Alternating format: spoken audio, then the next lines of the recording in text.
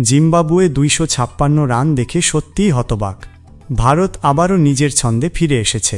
West Indies, সাবধান হয়ে যান, কারণ এই ভারতকে এখন হারানো খুবই কঠিন। জিম্বাবুয়ের অধিনায়ক সিকান্দার রাজা বলেছেন, ভারত আবার ট্র্যাকে ফিরে এসেছে এবং এখন তাদের থামানো প্রায় অসম্ভব।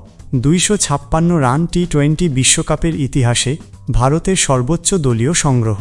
এই বিশাল স্কোর দেখার পর সিকান্দার রাজা একটি বড় মন্তব্য করেন, আর বিশ্বের আরও অনেক কিংবদন্তিও নিজেদের মতামত দেন। তবে প্রথমে জানা যাক সিকান্দার রাজা কি বলেছেন। তিনি বলেন, আমি সেই ধরনের মানুষ যে সবসময় ইতিবাচক দিকগুলো খুঁজে দেখি। আজকের ম্যাচ থেকে আমার কাছে সবচেয়ে বড় ইতিবাচক দিক হলো, আগের ম্যাচে 250 রানের টার্গেট তাড়া করতে গিয়ে আমাদের ব্যাটিং লাইনে কিছুটা নার্ভাসনেস ও তাড়াহুড়ো ছিল।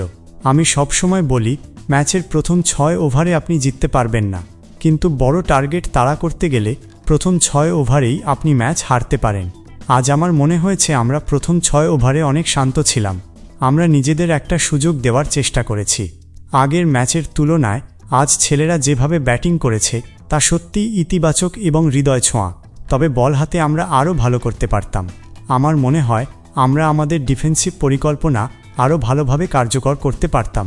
আমরা আক্রমণাত্মক বোলিং করেছি, কিন্তু দুর্ভাগ্যবশত সঠিক এক্সিকিউশন হয়নি এবং ভারত প্রচুর রান তুলে নিয়েছে।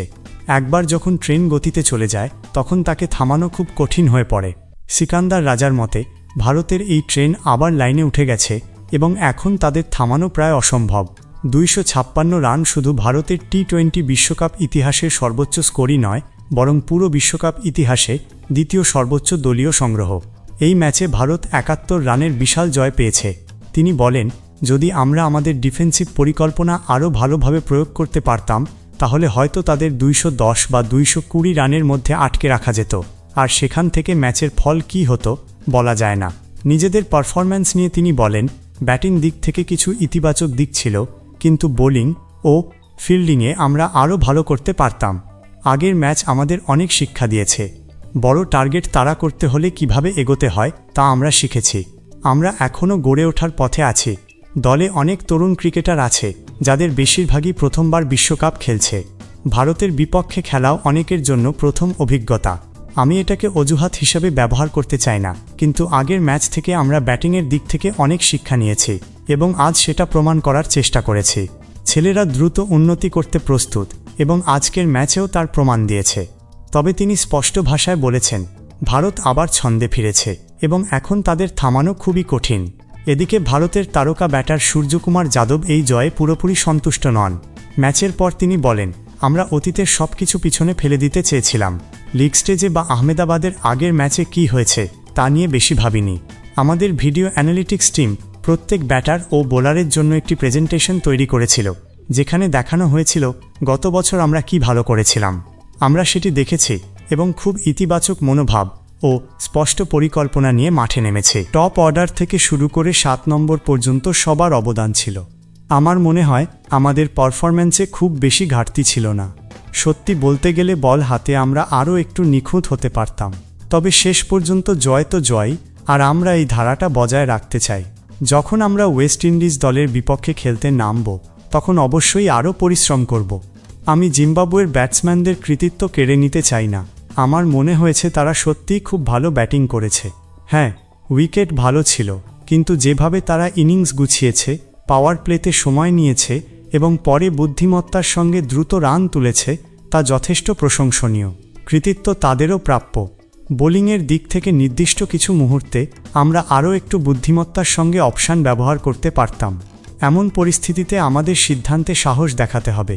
ইতিবাচক পথ ছাড়া আর কোনো বিকল্প নেই। আমরা যখন কলকাতায় পৌঁছব তখন বসে সেই ম্যাচের জন্য সঠিকভাবে পরিকল্পনা করব। আপাতত একদিনের ছুটি আছে, একটু ঘোরাঘুরি ও বিশ্রামের জন্য।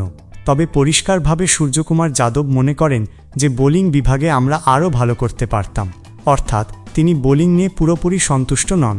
এদিকে ম্যাচের সেরা খেলোয়াড় হার্দিক পান্ডিয়া বড় একটি মন্তব্য করেছেন এবং ওয়েস্ট ইন্ডিজকে নিয়ে নিজের মতো প্রকাশ করেছেন। তিনি বলেন, আমি খুব খুশি। 23 বলে 50 রান শুনতে সহজ লাগে, কিন্তু আমাকে পরিস্থিতিটা আবার নতুন করে বুঝতে হয়েছে।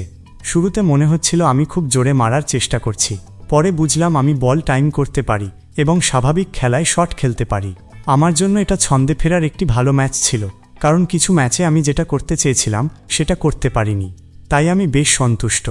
যখন তাকে জিজ্ঞেস করা হয়েছিল তিনি কি দক্ষিণ আফ্রিকা ও ওয়েস্ট ইন্ডিজের ম্যাচের দিকে নজর রাখছিলেন কিনা, তখন তিনি বলেন, হ্যাঁ, আমরা সবাই সেই ম্যাচের দিকে নজর রাখছিলাম।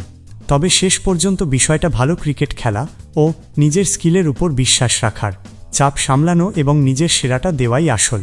আমরা অবশ্যই নজর রেখেছিলাম, কিন্তু ম্যাচ শেষ হওয়ার পর আমাদের নিজেদের খেলায় ফোকাস করতে হয়েছে এবং আমরা সেটা ভালোভাবেই করেছি। নিজের বোলিং সম্পর্কে বলতে গিয়ে হার্দিক বলেন, আমি নতুন বলে বোলিং করতে পছন্দ করি, কারণ বল সুইং করে। ঈশ্বরের কৃপায় আমার ইন সুইং ও আউট সুইং দুই ধরনের বল করার ক্ষমতা আছে, তাই এতে আমি আনন্দ পাই।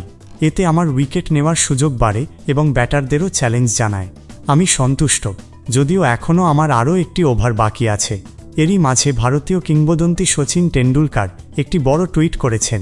তিনি লিখেছেন, মাস্ট উইন ম্যাচই আসল মেজাজ ও মানসিকতা প্রকাশ করে।